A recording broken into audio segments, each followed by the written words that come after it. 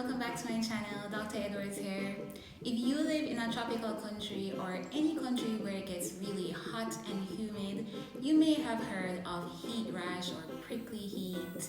And today we're going to talk about this topic because it is the summertime and it's very, very hot here.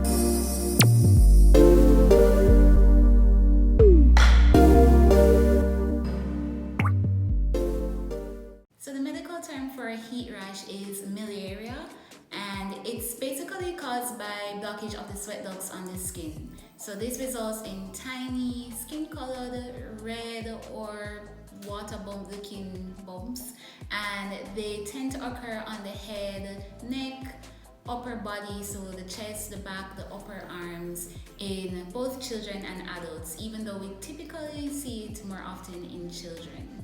9% of newborns get heat rash, and up to a third of adults migrating to a tropical country also develop heat rash.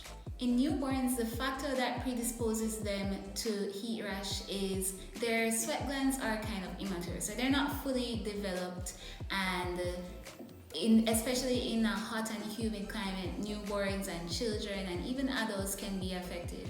So other factors that predispose us to heat rash are just wearing tight clothing. If it's somebody who has a dressing, if the dressings are occlusive, that can cause heat rash as well. Intense physical activity, if the person is sick and has a fever, those are other things that can cause heat rash.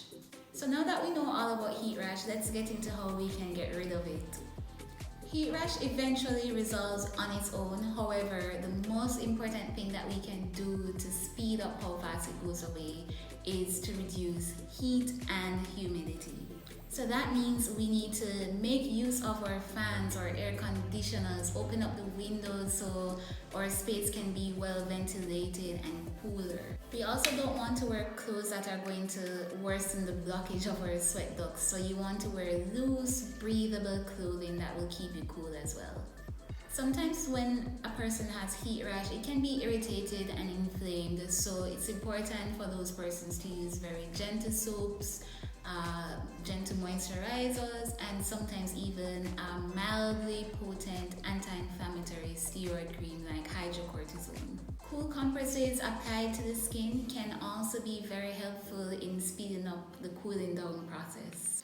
If someone has a fever, their body temperature rises, they're going to sweat more. So if you want to prevent a heat rash secondary to a fever, then you guessed it, you have to give anti-fever medication like paracetamol.